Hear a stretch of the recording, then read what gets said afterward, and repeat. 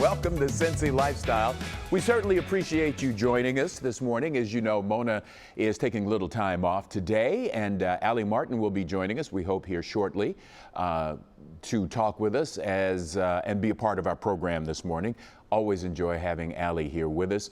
Allie was going to talk with us about an interesting situation, something she saw this weekend. So I tell you what, we're going to hold on to that, and we'll come back to that just a little bit later. And we're going to dive into our first interview. Hey, look, do you remember what you were doing as a freshman in high school? Well, chances are you weren't facing multi-millionaires and asking them to invest in something you created. But that is exactly what a local teen and his father did on the show Shark Tank. And they're with us right now, Jason and Carson Grill, the inventors of the Touch-Up Cup. Gentlemen, thanks so much for joining us this morning. Yeah, thank you for having us. Hey, thanks for having us. Good morning. Sure thing. So tell us, first of all, what the Touch-Up Cup is and how you came up with the idea. Yeah, so I invented the Touch-Up Cup about 2 years ago when my dad and I were doing touch-up paint around the house.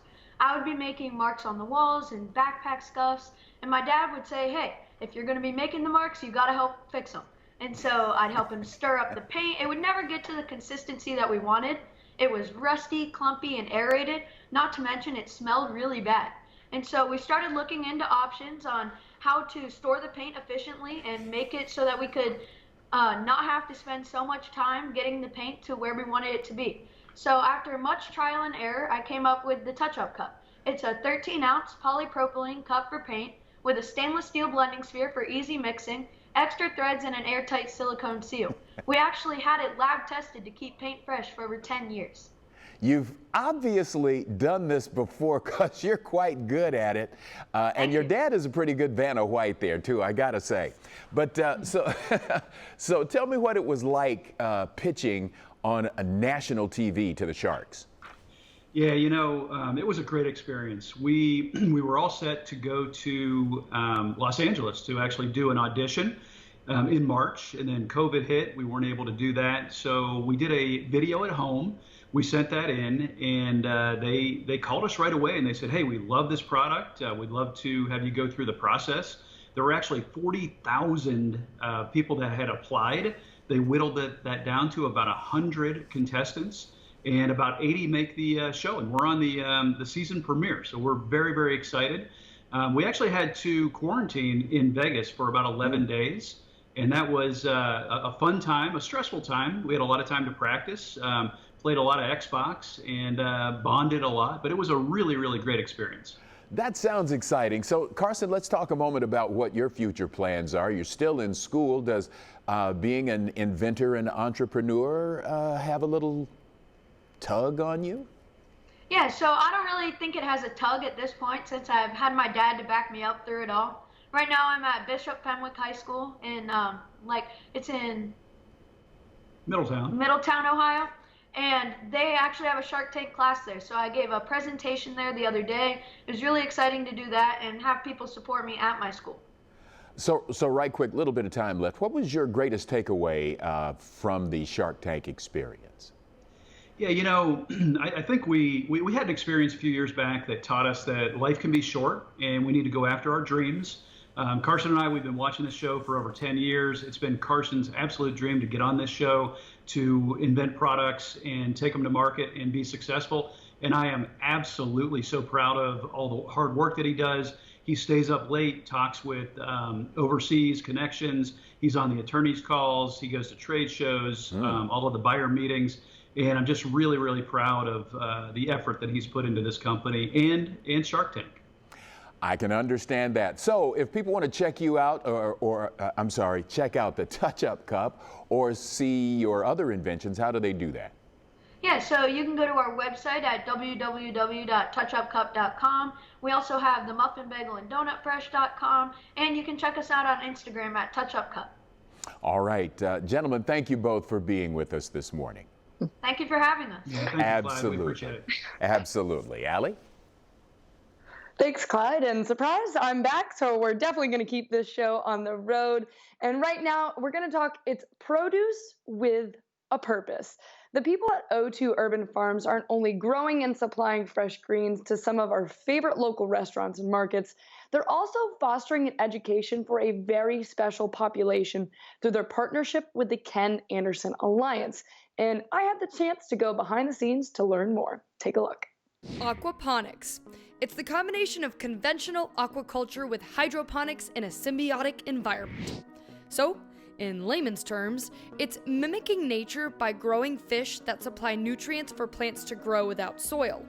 And that's exactly what this Cheviot nonprofit, O2 Urban Farms, has constructed. So what you see behind me, our farm is strictly a lettuce farm. So we grow 6 different types of lettuce. 3 of those are romaine.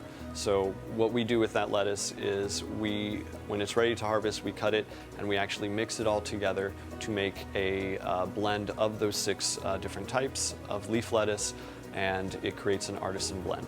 We've worked with a couple of other different types of products, but what we found is that we're able to do lettuce very well on this system. Lettuce is one of the products that grows very well hydroponically, and in our particular system, the way it's set up, that our lettuce it's just a delicious product that we then decided to tailor our system to really focus on lettuce that we are already doing quite well. It takes 6 weeks for the lettuce to harvest, and when it's ready for distribution, they ship their lettuce to a wide range of local spots in the tri-state. But O2 Urban Farms is really more than just lettuce. It's produce with a purpose. They've partnered with the Ken Anderson Alliance to provide work opportunities to adults with disabilities, so everyone can grow and learn in a safe, comfortable environment. And even with the onset of COVID, there's still plenty of work to be done. I joked at one point, okay, when COVID shut things down, where's our lettuce going? And he said, let's have a lemonade stand, but it's lettuce. And by golly, that's what we do 2 days a week. And it works. And it works, and we sell a heck of a lot of lettuce. And it's run by 2 of our employees, and a couple volunteers show up just to look pretty. And it's really, I'm kind of proud of that we've given them that ownership. But work goes on here. Everyone is expected to produce. Everyone is expected to treat each other with dignity. Everyone is given the opportunity to grow, to express themselves. I just think it's a gem. What goes on here. A lot of good goes on here. Fascinating stuff. Now, coming up here on Cincy Lifestyle, a social media giant is looking to help small businesses. We've got a money expert coming up to tell us how you can do the same this holiday season. The Holiday Shopping Business Report from Facebook is coming up. Then, 'tis the season for hackers to strike. We'll talk to a cybersecurity expert about how to avoid dangerous scams and how to keep your personal information private while shopping online. Stick around for that and a whole lot more.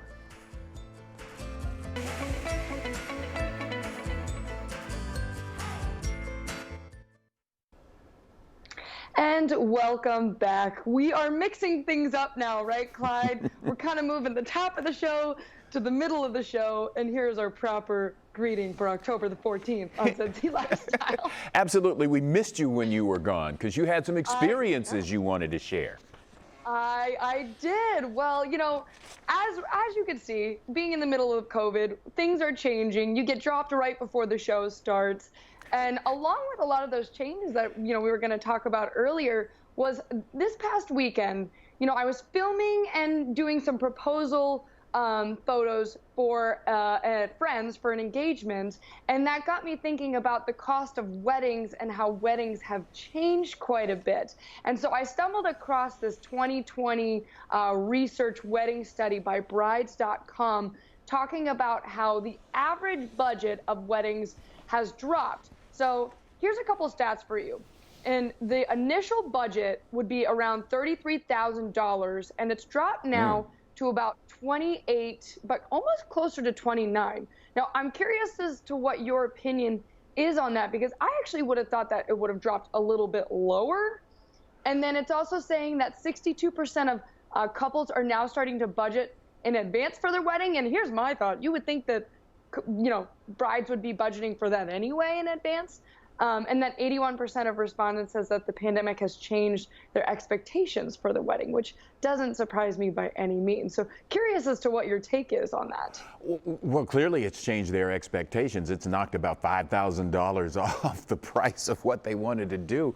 I first of all, am surprised that it costs that much, but I haven't financed one of those in a long time. I do have 2 daughters, so who knows, it could be coming. But yeah, that's the one thing I'm not hearing, Allie, either, is a lot about destination weddings, which just may mean I'm not in that loop.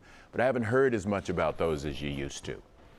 Yeah, it's the more and more I feel like that it's kind of talked about with downsizing weddings, and over the overwhelming consensus, at least from mutual friends on my end, we're saying I'm actually happy about this because it almost cuts the fat and decreases the guest list, which maybe those second or third extended cousins that you care for dearly but haven't talked to in 2 years might not be invited. But then also that concept of destination weddings sounds a little bit more appealing because you can control the environment more, and again cut down those costs for everyone else who may you may not want to be paying for those extra dinner plates. So things have really changed in that, and that is what I wanted to mention at the top of the show, because we're in the middle of the week now and shooting for the weekend.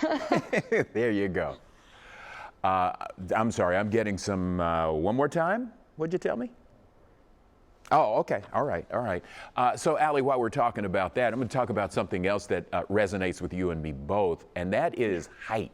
And we're showing you this young lady because she has set something of a world record. She has the longest legs on record, according to the folks at Guinness.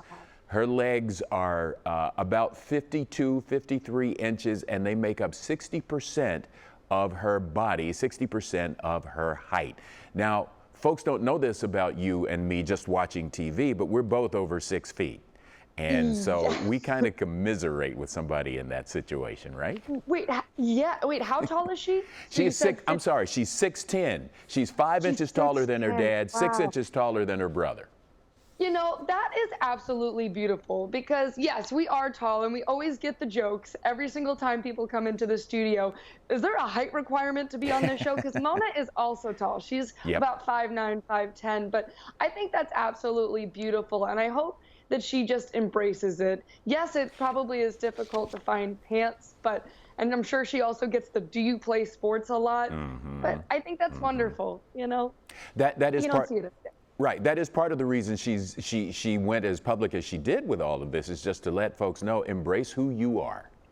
Yes, embrace who you are, and especially as being a female, you grow faster, younger. So there is a lot, there can be some of that disconnect in the social scene. So hopefully that's, she'll find how beautiful that is later and gain confidence later in life with it, because I know I did, but. Yeah, well, wonderful. she's rocking it on TikTok right now. So, she's doing fine. She's doing fine. Hey, stick around. We'll be right back with more.